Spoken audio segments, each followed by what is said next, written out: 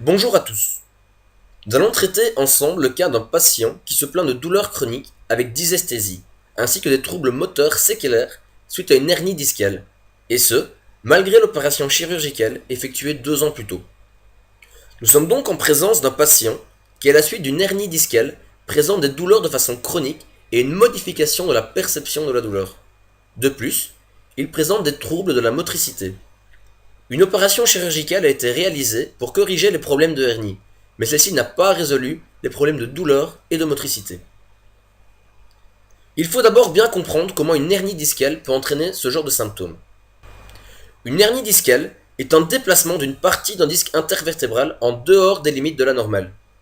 Le nucleus pulposus, au centre, va passer au travers de l'anneau fibreux et faire protrusion à l'extérieur. Cette protrusion peut être antérieure ou latérale, et est alors généralement asymptomatique. Ou alors, elle peut être postérieure, et peut dès lors déborder au sein du canal vertébral. Cette lésion du disque intervertébral peut survenir à la suite d'une usure d'origine dégénérative, favorisée par des efforts répétés de soulèvement. La pression est alors répartie de façon inégale sur le disque, au lieu d'être uniformément répartie, comme c'est le cas en position debout habituelle.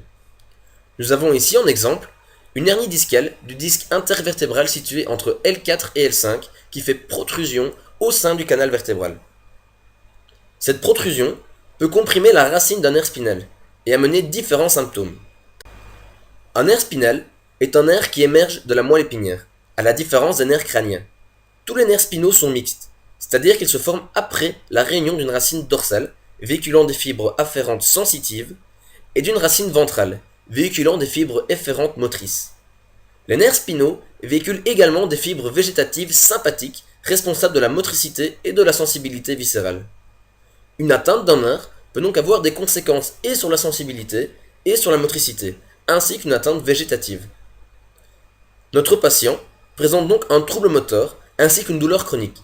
Cette douleur peut être causée au-delà de la compression du nerf par une inflammation localisée à l'endroit de cette lésion.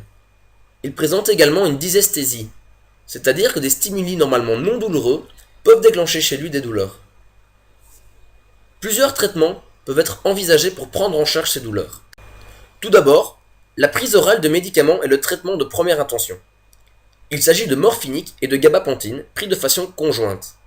Les morphiniques, en saturant les récepteurs opiacés au niveau du système nerveux central, limiteront la perception de douleur.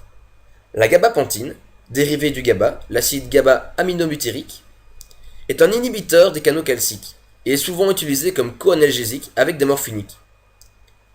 Si ce traitement n'est pas efficace, une neurostimulation électrique médulaire est possible en deuxième intention.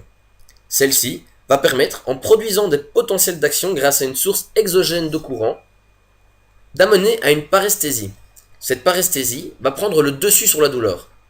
En effet, grâce à la théorie du portillon, l'application d'un stimulus mécanique au niveau du même dermatome que celui dont proviennent les stimulus nociceptifs va diminuer la sensation de douleur. Les fibres nerveuses A-bêta, qui sont mécanoréceptrices, vont activer des interneurones inhibiteurs via leur collatéral qu'elles abandonnent lors de leur rentrée dans la racine dorsale de la moelle. L'interneurone, ainsi activé, va hyperpolariser le second neurone de la voie nociceptive et donc diminuer la transmission de douleur.